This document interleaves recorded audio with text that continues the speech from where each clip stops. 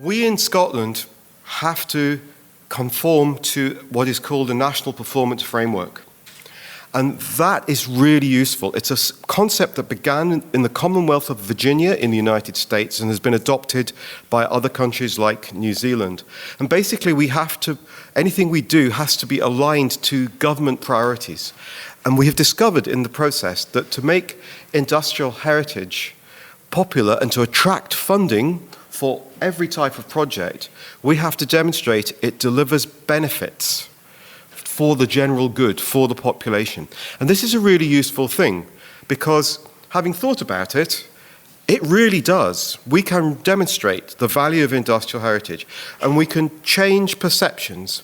As we have seen, particularly in Norway, many people instantly think old industrial structures and buildings are bad. And what we have to do is to demonstrate that they are assets that can be used for the benefit of everybody. And for us, we have what we call national outcomes, which are defined priorities. And so many of them, such as teaching, education, young people skills, placemaking, giving communities a sense of place and sustainability, combating climate change, so many of them connect back to what we do with our industrial heritage and our communities. So it's a very useful thing. And in the process of trying to form ideas and convince politicians that they should support industrial heritage, I attempted to produce what I called an industrial heritage strategy for Scotland. And the idea was that it would align with the government's priorities. And as I said, it was not a difficult thing to do. So we produced a sort of executive summary. I can supply you with this if you wish. It's not published yet, but we identified issues like regeneration. Now, this has come up in this conference many times already, but the idea that you can use your industrial heritage to encourage a rebirth of your communities and the lives of working people. We have done to great success in some parts of Scotland, more successful in some than others, but this is Greenock, the birthplace of James Watt, who died 200 years ago. And it was almost lost. But now the sugar industry, for example, provides the backdrop for a major regeneration project. We lost some major areas, such as in Paisley in the bottom right, with our textile mills, these were listed, protected, and we lost them. But we managed to save other amazing buildings. Because if we do not save these buildings, if we surrender to the power of the new developers who have many fiscal advantages in tax regimes, if we do that, everywhere becomes the same. We are taken over by bland, homogeneous, modern, often very poor qualities of building. Now, this is a rude sequence of brilliant cartoons from our satirical magazine, Private Eye, making fun of Tesco. Because what happens, Tesco is the biggest supermarket in the UK, and what happens is they just destroy everything and create a Tesco. And so and actually Tesco have done some quite good adaptive reuse of industrial buildings, so this is not fair. But at the same time, it makes a really powerful point. We do not need to remove everything. And in the context of climate change mitigation, we need to start using the energy that has already been invested in existing buildings and give them the second life we have been talking about, instead of using energy to destroy them and using more energy to build new things. So that's rant, anger number one.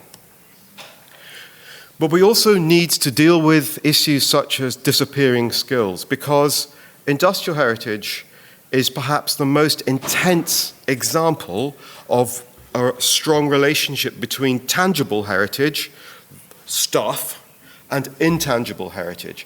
And if you have machines, textile looms, if you have boilers, engines, and you don't have anybody that knows how they work and what they did, then their value is diminished. And at the same time, if you do not have these machines, then the intangible heritage is also much reduced. So the skills are really important. Now, one of the things, living in Scotland right now is an interesting moment, given the appalling behaviour of our politicians in London. So our government, our Scottish government, is very excited about maintaining a sense of national identity. So you will see Scotland being promoted all the time across the world. So this is why if you pass through Edinburgh Airport and you have the opportunity as an excited tourist who is interested in Scotland to buy a souvenir of Scotland, you can buy this fantastic Scottish bus in a tartan box saying historical Scotland on it and sights of Scotland. You then look at the bus. Can anybody recognise what it is? This is about the most famous bus there is in the world. This is a London Routemaster, designed in London, is built in London for Londoners. And all they've done is put it in a box, a Scottish tartan box, and put Scotland on it. This is fake history. This is lazy history. But what I would argue is that industrial heritage is in a great position to reverse this process, to get to the real history of people, the history of our material existence. So this has to go. I complain every time I go through the airport, and it doesn't make much difference. And what it also says is, don't believe anything you read on the side of buses. And for those of you who don't know, this was the famous Boris Johnson. If you leave the European Union, you will get £350 million a week back in savings, which was a total lie and was proven to be a total lie at the time.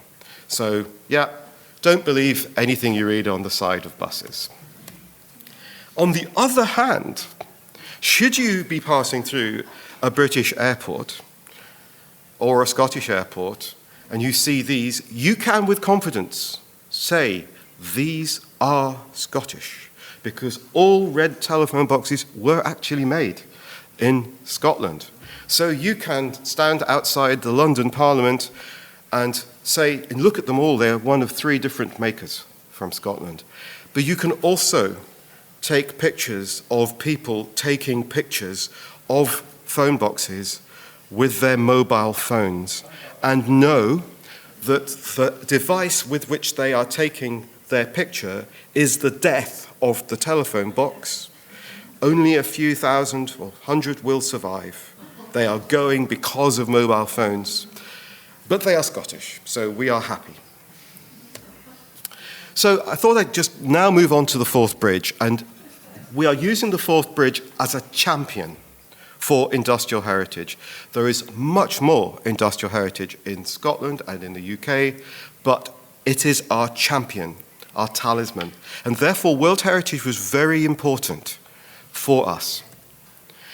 Now, in thinking about the Forth Bridge, we considered its iconic power and the extent to which it is embedded in our cultural consciousness.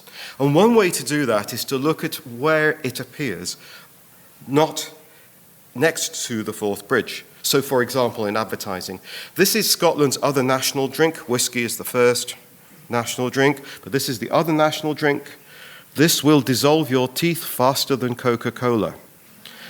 But it also dissolves metal, and so this is a very famous example of advertising that uses or perhaps abuses the Forth Bridge. But there's much more than this, and we have been studying it. We use this in our promotion of its international strength. For example, body art. I'm thinking of proposing to the TICCIH board that we start a thematic section on body art in industrial heritage. But I should tell you that the most popular bridge in terms of tattoos is you probably guessed it, is the Brooklyn Bridge, followed by the Golden Gate. And I was almost disciplined because of my abuse of internet access at work because of searching for naked bodies. But apart from body art, we have crazy golf, we have chocolate, lock companies, whiskey. We have the Scottish Seafood Festival. How about that? That's one of the best. Laundry vans, dump trucks, coffee. My favourite, perhaps, is the hearing aid shop in Edinburgh, using the Forth Bridge as a hearing aid symbol. Oops. I love this one. This is a cinema in Glasgow, and it's gone. But how about that? And the bridge was effectively built in Glasgow or by Glaswegians, people from Glasgow. So this has disappeared, but I really like this one. This is disturbing. If you can't see it, they're calling themselves the Forth Bridge, which is quite funny. This is a swim every New Year for masochists swimming in the sea off Scotland. So there you are. Politicians everywhere in Scotland, they always use the Forth Bridge. And my favourite example is an attack on Donald Trump. We build bridges, not walls. And it's interesting to note that when Donald Trump arrives in Scotland, people fly the Mexican flag everywhere as an act of solidarity. Resisting is existing. Remember that from the inaugural ceremony. So good stuff. So it's a very powerful symbol of Scotland, but it's a very powerful symbol of industrial Scotland, and we plan to exploit it to the full.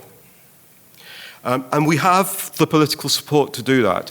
This is our Cabinet Secretary for Culture and External Affairs, Fiona Hislop, and this is the day when we completed our nomination dossier and sent it to Paris. It was December, but for us it was like summer, so that was fantastic. And a couple of years later, in Bonn, we managed to achieve World Heritage status. So for those of you who are involved in World Heritage status, it's like climbing and hill walking.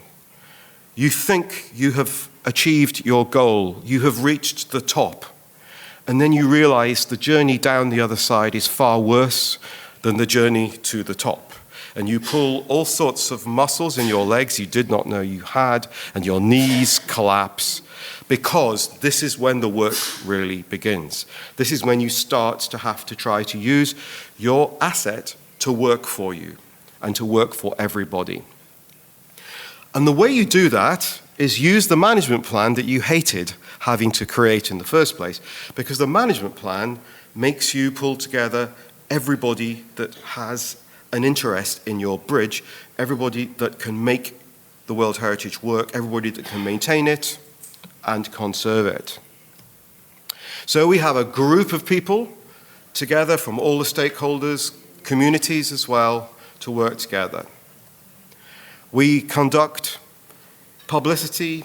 This was an April Fool. You have April Fools in Asturias? April Fool. So on the first, no, Margaret is shaking her head. So on the 1st of April, people in the UK and other countries, Poisson d'Avril in France, you play jokes on the public, and you create news stories that when you think they are so stupid they could not possibly be true, but you dress them up so they can be true. So we created one where we were going to build a Forth Bridge, which was based on real plans in case the bridge was bombed in the war. But the management plan is the key to our way forward. It has lists of actions, lists of benefits and targets, and unfortunately, we are supposed to renew our management plan by the end of this December, and we haven't done it yet, so that's my fault. In the management plan, for us and for many people, we have been using the work of this man, James Rebanks. I show this photograph because we took him to the top of the bridge and he got pneumonia and ended up in hospital for 2 weeks. But before that, he wrote this amazing document on extracting the value from World Heritage. So if you are considering a World Heritage nomination, you look at this because it identifies why. Because many people and politicians do not understand why World Heritage is a good idea. They just want it. And you really need to know why. And the management plan articulates why and what you're going to do. So very important. For us, the iconic value of the bridge is represented in money. But the big problem for us is that We throw heritage at our money, but we do not throw money at our heritage. So it appears on many banknotes, including the bottom two, which exist now, but we do not have enough money, even less money than Norway. But one of the things we did manage to do was to attract money to do 3D exploitation, 3D work, to exploit the bridge more effectively. So we gathered together a team from my organisation, Historic Scotland, and the Glasgow School of Art, who do visualisation, and we embarked upon the biggest project we had ever done, 2.5 kilometres of bridge. We had been fortunate in that we had tried our technology out in the Meiji Industrial Heritage Sites. Also, you see them mentioned upstairs in tracks. But what is not on tracks is the big, enormous, giant Scottish crane. We did that using this technology, developed systems for working at extreme height and in dangerous places. And we took over the railway at night for 3 Saturday nights. It was like a cathedral at night. It's just the most amazing structure. And we talk about geometries a lot in this conference. Everywhere you look, the geometry of this bridge is different.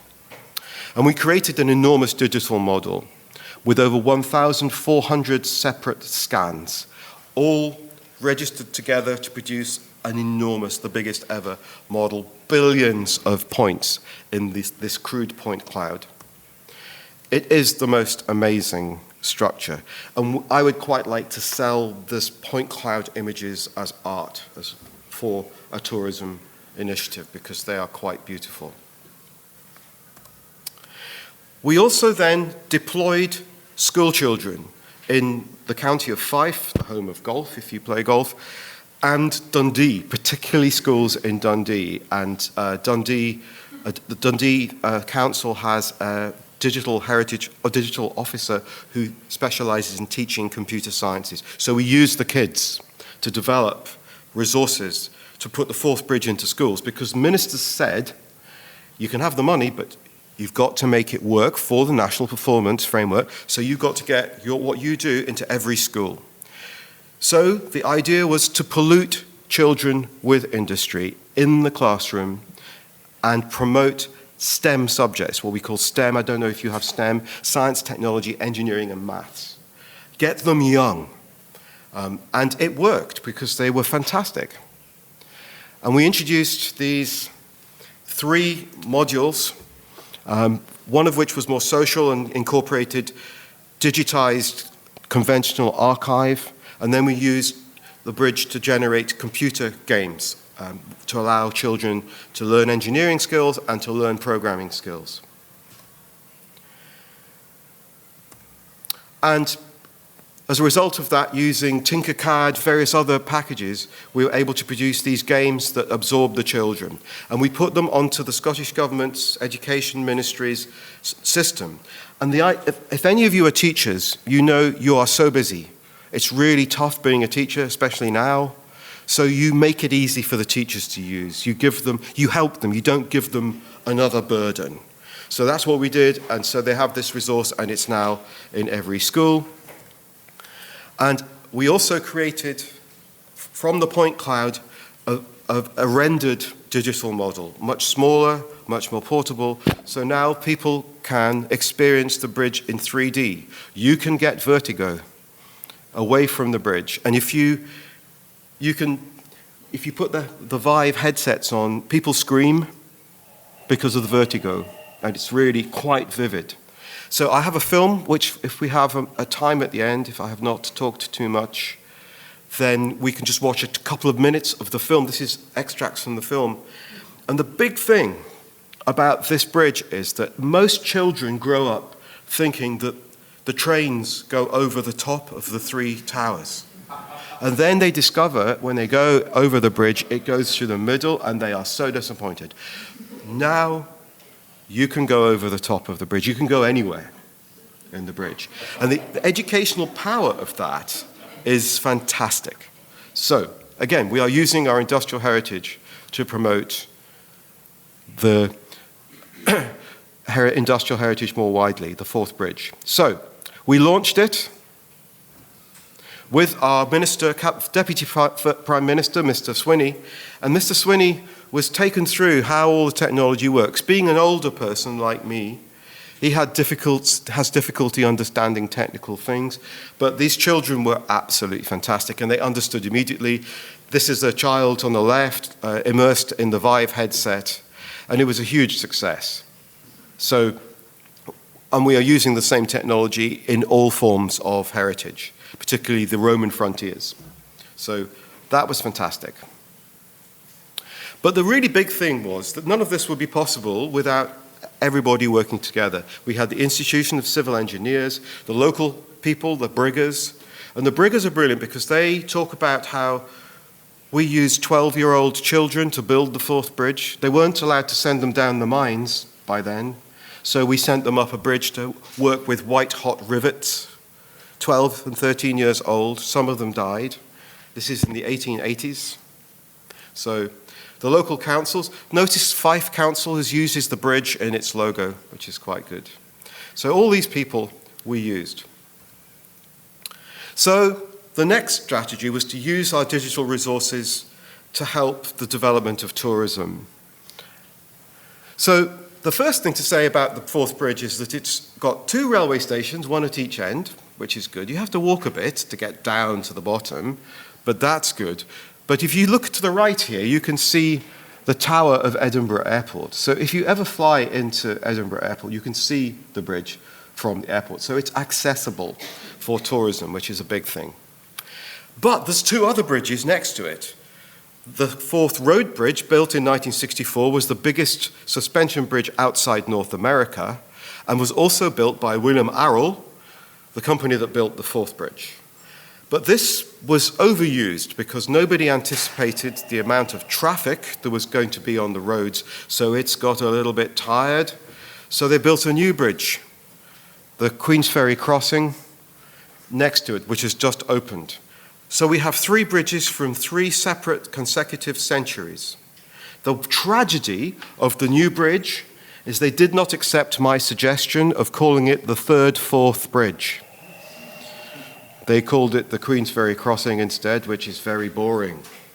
But never mind, and it's a fantastic, magnificent, enormous structure. So we have these 3 bridges, and we've launched a tourism strategy saying the Forth Bridge is making a journey a destination. The idea is to stop these tourists traveling at 120 kilometers per hour north to the north of Scotland and saying, hey, wait a moment, we have these engineering icons from 3 centuries. And the idea is that we've developed a brand, a combination of the 3 bridges in the brand, the Forth Bridges brand. So, and the purpose then is to develop it as a visitor destination, to make people feel welcome, and to really enjoy the heritage, and to use the bridge as a marketing tool. So once again, we have industrial heritage as a driver for economic prosperity. And all this has been made possible because we have the partnership. Partnership is the key, as we all know. And just as a map, not a big enough map, but the Forth Bridge is just north of Edinburgh. If you land in the airport, you will land right next to the world's first major petroleum industry. Some big mining spall heaps, but the bridge is just to the north of there. And so the idea is that we celebrate, and it's a great place. If you like pyrotechnics, it's a great place to have fireworks and to have illuminations. So now that this is starting, Network Rail, the owners of the bridge, you should know, by the way, that Network Rail is now national again. There was in the Thatcher period, catastrophic privatization of our railways. The railways companies are still private, but the network was so badly maintained, it had to be brought back into state control. So we, the people, own the Forth Bridge. And Network Rail is planning to open a visitor centre at each end that gives you access to the bridge. You cannot go on the bridge now because it is still working as a railway bridge with 200 trains a day. It's great. It's a World Heritage Site that's doing what it was built for. And that purpose, that function, is the reason it is maintained to a very high quality. So fantastic. So the idea is at the south end, you have a Sydney Harbour bridge walk type experience. Anybody done Sydney Harbour Bridge? So you walk up in a harness to the top. If you pay a large sum of money, of course. And at the north end, there is access for everybody. We're going to build they're going to build some elevators, glass elevators that take you up to the top. You can see the bottom right there. The idea is this is reversible. This can be put back to the way it was.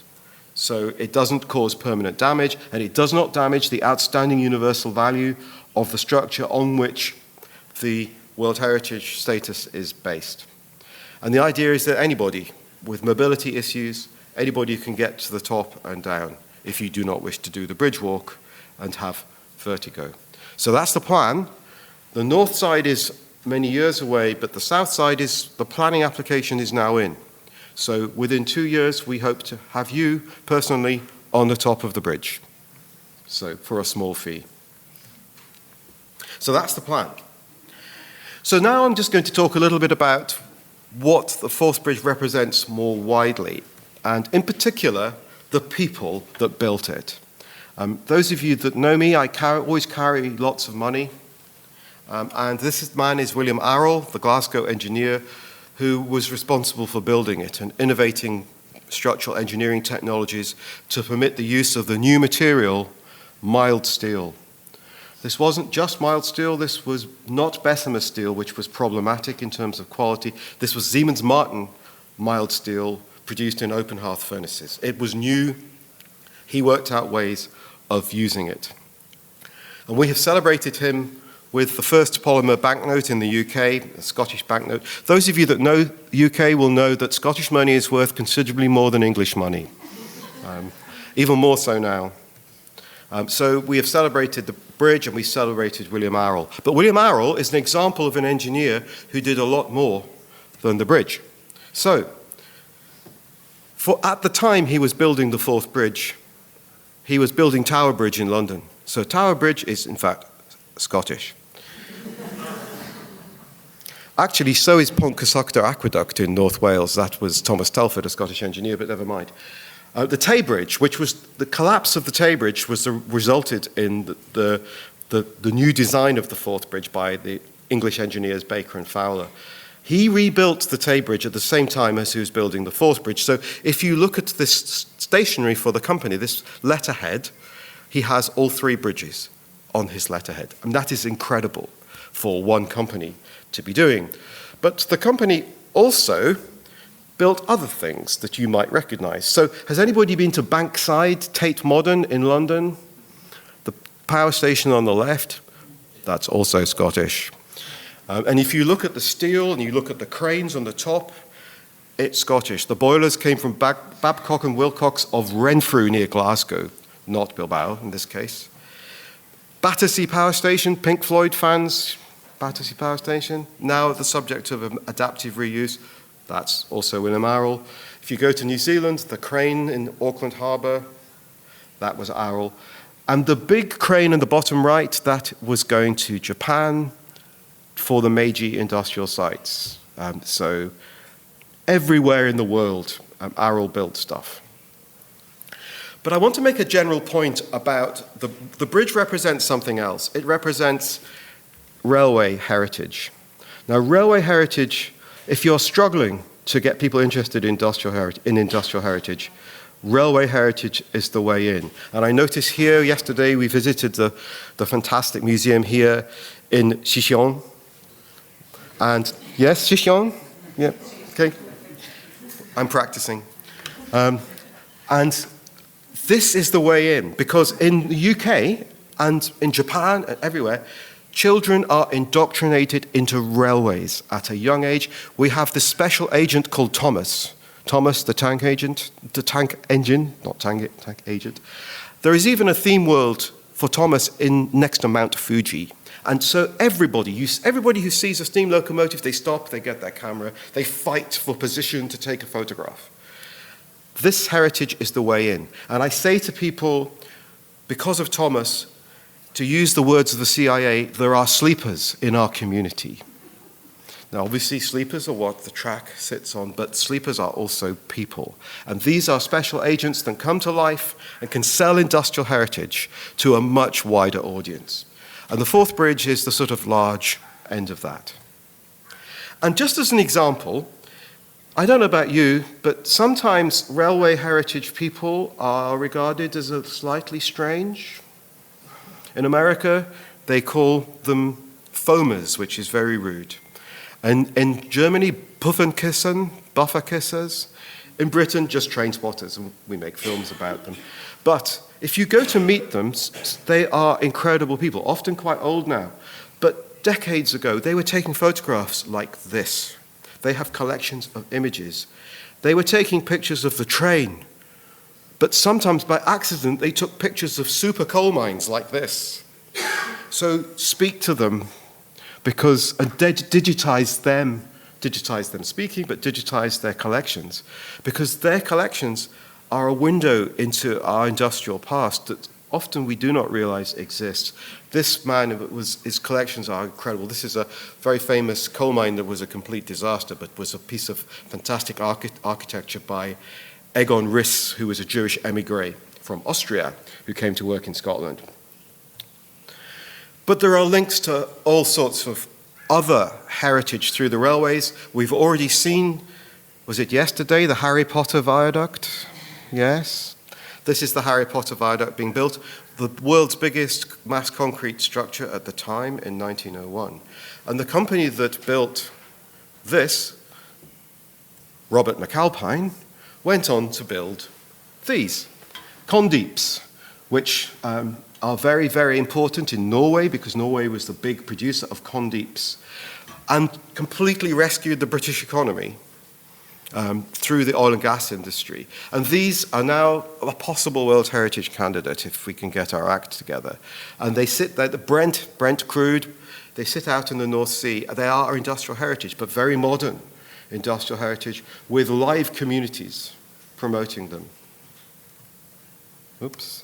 Perhaps we had a wonderful film yesterday about the Castile Canal, but canals for us are an engine of regeneration.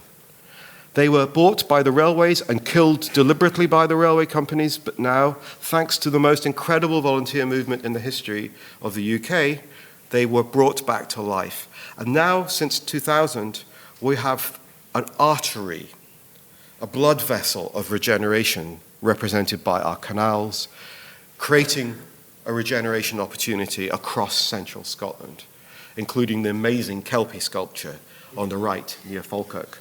So this is industrial heritage working for us. Our infrastructure, which we've heard a lot about already in this conference. And the next big asset that we have is going international. I noticed ERI is important in Asturias. ERI is important in Silesia. It's a fantastic international network. It's growing in Portugal, I think, and in Norway. It's really fantastic. So we are, again, trying to enhance tourism and awareness of our industrial heritage by plugging it in to the European network. And we are signing an agreement, TICCIH, an agreement with ERI in order to strengthen our networks. So we're building up steam to take advantage of our world heritage, but to use our world heritage to help industrial heritage, from the very smallest water mill through to the very largest industrial installation. That's me. Thank you very much.